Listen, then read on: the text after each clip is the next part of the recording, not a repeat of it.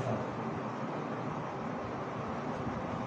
तो uniform circular motion होता क्या? सबसे पहले हम लोगों को ये समझना कि जब किसी ऑब्जेक्ट को हम किसी धागे से या किसी भी स्ट्रिंग से कनेक्ट करके हॉरिजॉन्टल प्लेन में मूव करते हैं विद अ कांस्टेंट स्पीड, उस मोशन को बोलते हैं यूनिफॉर्म सर्कुलर मोशन। तो uniform circular motion is a motion when an object is tied with a string and rotate around in a horizontal plane. Such motion is called uniform circular motion. मतलब ये हुआ कि ये पत्थर है, ये string है, इसको जब मैं हॉरिजॉन्टल प्लेन में मूव करूंगा तो ये क्या हो जाएगा? ये यूनिफॉर्म सर्कुलर मोशन होगा। यूनिफॉर्म सर्कुलर मोशन की सबसे इंपॉर्टेंट कंडीशन ये है कि यूनिफॉर्म का मतलब एक समान, मीन्स इसकी जो स्पीड होनी चाहिए during the motion in a horizontal plane must remain constant, मतलब उसकी वैल्यू फिक्स रहनी चाहिए, मैग्नीट्यूड फिक्स रहना चाहिए। मतलब ये है कि जब हम किसी हॉरिजॉन्टल प्लेन में आर रेडियस का जब मैं इसको मूव कराऊंगा तो ये अगर यू स्पीड से मूव कर रहा है तो हर पॉइंट पे इसकी स्पीड यू रहनी चाहिए, and you is the speed remain constant. Okay दोस्तों, बट अगर हम देखें वेलोसिटी की बात करें ड्यूरिंग यूनिफॉर्म सर्कुलर मोशन, तो जो वेलोसिटी होगी सर्कुलर मोशन के दौरान वो हर पॉइंट पे चेंज करेगी, क्योंकि वेलोसिटी के पास दो चीज़ होती है, एक मैग्नीट्यूड होता है, दूसरा डायरेक्शन होता है। जो मैग्नीट्यूड होगा वो स्पीड होगा, स्पीड तो फिक्स है, पर जो डायरेक्शन है हर पॉइंट पे चेंज हो रही है, इसलिए वेलोसिटी हर पॉइंट पे चेंज होगी। और जब यूनिफॉर्म सर्कुलर मोशन होगा, एक अंदर की तरफ एक्सेलरेशन होगा because the velocity is changing, तो एक अंदर की तरफ एक्सेलरेशन होता है जिसका डायरेक्शन अंदर की तरफ होता है, उसको बोलते हैं सेंट्रीपिटल एक्सेलरेशन।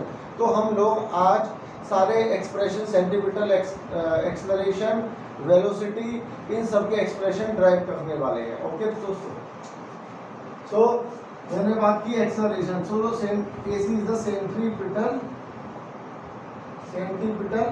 एक्सेलरेशन। तो जो AC होता है ये होता है v²/r। Okay, v is the velocity during motion, v is the velocity during motion. Okay दोस्तों, अब बात करते हैं v equals to r omega होता है, r ओमेगा, जबकि ओमेगा क्या होता है? Omega is the angular speed. What is omega? Is the angular speed. Omega को कैसे डिफाइन करते हैं? Omega is the angular speed, मतलब कोई भी ऑब्जेक्ट एक सेकेंड में जितना एंगल रोटेट करेगा, the rate of moving an object certain angle in a second is called omega. मतलब ओमेगा का मतलब ये होगा, ओमेगा बराबर जो होता है एंगल अपॉन टाइम होता है, और जो एंगल होगा वो होगा रेडियन में, और टाइम जो होगा सेकेंड में। तो अगर मैंने मान लिया इसने किसी ऑब्जेक्ट ने n रिवॉल्यूशन लिए, n रोटेशन लिए, तो जो ओमेगा हो जाएगा वो हो जाएगा 2π × n/t, और 1/t को हम जनरली किस नाम से जानते हैं? फ्रीक्वेंसी के नाम से जानते हैं, जिसकी यूनिट क्या होती है? हर्ट्ज होती है। तो ओमेगा के दो फॉर्मूले हो गए, 2πn × न्यू भी फॉर्मूला हो जाता है। ओके दोस्तों, और ये जो v जो होता है it is a linear speed of an object, किसी भी ऑब्जेक्ट की लीनियर स्पीड को हम ओमेगा बोलते हैं। तो जब मैंने यहाँ पे v की जगह r ओमेगा पुट कर दिया तो यहाँ से AC का फॉर्मूला हो गया v²/r और r² ओमेगा² दैट इज r²। तो एक नया एक्सप्रेशन और ड्राइव हो गया एक्सेलरेशन का कि r², और जिसका डायरेक्शन जो होगा वो सेंटर की तरफ होता है। अच्छा, इसके अलावा एक एक्सप्रेशन और डिफाइन कर सकते हैं हम, v। मैंने बोला आपको v²/r, ओमेगा को 2πn न्यू बोल सकते हैं।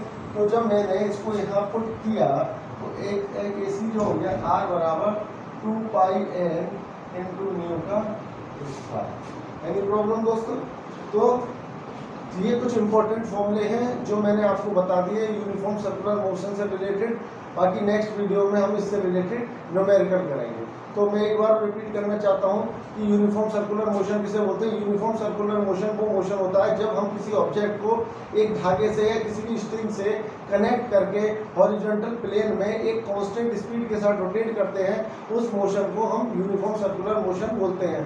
उस दौरान एक एक्सेलरेशन एक्ट करता है टूवर्ड्स द सेंटर, उस एक्सेलरेशन को नाम देते हैं सेंटीपिटल एक्सेलरेशन, और जिसकी वैल्यू होती है v²/r, और उसका एक और एक्सप्रेशन r⍵² भी हम बोल सकते हैं। तो ये कुछ मोटी मोटी बातें हैं जो मैंने आपको यूनिफॉर्म सर्कुलर मोशन से रिलेटेड बता दी हैं। नेक्स्ट वीडियो में हम इससे रिलेटेड न्यूमेरिकल्स करेंगे। Thank you.